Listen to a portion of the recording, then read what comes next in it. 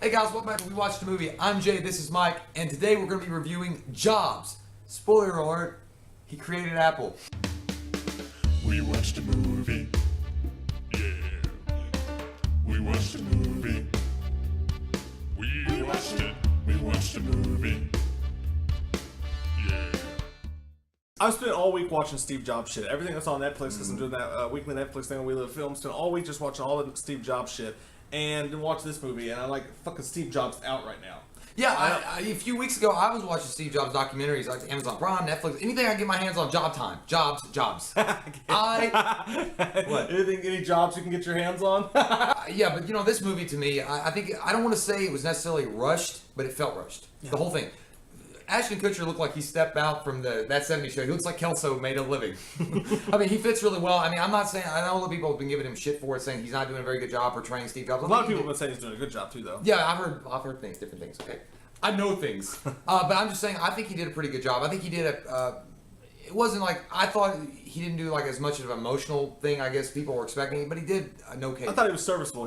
Ashton Kutcher as Steve Jobs is pretty good. He looks a lot like him in the movie, and the voice was off to me. I mean, it almost works, but Ashton Kutcher just did Ashton Kutcher voice. But he walked just like. But it worked because Ashton Kutcher kind of sounds like Steve Jobs, so it didn't take you out of it. But he didn't go full on like Christian Bale, like method acting on it or anything like that. He was just kind of there. I want to build an Apple computer. He did a good job. But you know, one thing they did showcase and they did really well was they did show, at least to some extent, the manipulative nature of Steve Jobs, how he would use people as long as they were useful to him, he would use them and build them up and motivate them, and then as soon as they weren't useful, he, fuck off. Yeah. That's pretty much how he was. And they also showed like how he was a visionary and like how he actually saw his company and where he wanted it to go and grow and stuff like that. The only problem I had with this movie really was they glazed over so many different things and left out details of his life. Like Mike and I both said, we watched documentaries. The whole thing with Steve Wozniak, I mean, he was just as big of a part of an Apple. He was just as big a part of Apple as Steve Jobs was, and they barely gave him. I mean, he was there, but he was like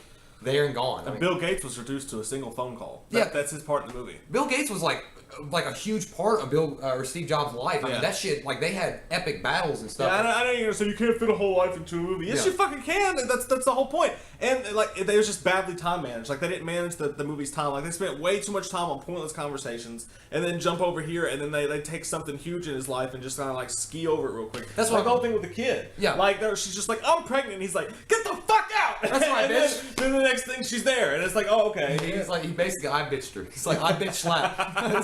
He's like, that's not mine, I bitch. But yeah, that's what they do. That's what I mean for glazing. All these relationships, all these emotional anchors that you figured you'd have with them. And so if they had developed this a little bit more early on in the film, when he actually does triumph later on, then you're like, you can get behind him and be like, yes, that's pretty cool. Yeah, but his whole downfall was just kind of like, this sucks! And then the next day it was like, I've risen to the top. Like, what the fuck? Because they didn't have, you had no, so when he does triumph, you're just like, oh, that's going to happen. I mean, you had an iPhone. So it's just like things happen. Like, there was nothing, there's nothing for you to really get behind Jobs. And the editing's off too. Like they start with this big thing on the iPod. Yeah. And it's like that's not even like nearly his biggest thing, and they're all emotional about it, and then they just jump right into the other shit. And I don't know. It was badly. It was a poorly directed movie, I think. But it was about Steve Jobs. He has a really interesting life. He's an interesting character. They didn't delve deep into his like persona or anything like that. But there was a few kind of emotional points in the movie. Some of the stuff that kind of panned out right. There was a couple of all right, good job moments, and a couple of wow, he's a dick. So they kind of got some of it right. I'm gonna give it a 6.0.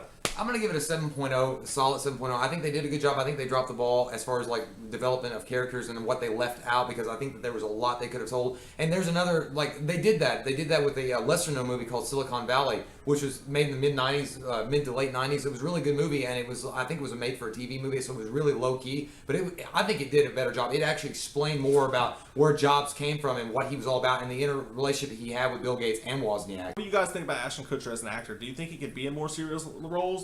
Or what? We both loved him in Butterfly Effect. A lot of people hate that movie. We think it's really underrated. What's your thoughts on Butterfly Effect, too, just randomly? I was going to say, what do you guys think about the new iPhone 7? We wouldn't know. I don't know. I don't have it. I got my phone for $30 at Walmart. I got my phone from Pantech, which is the 2% purchase from Kellogg. We'll see you guys next time on Visions of the Future.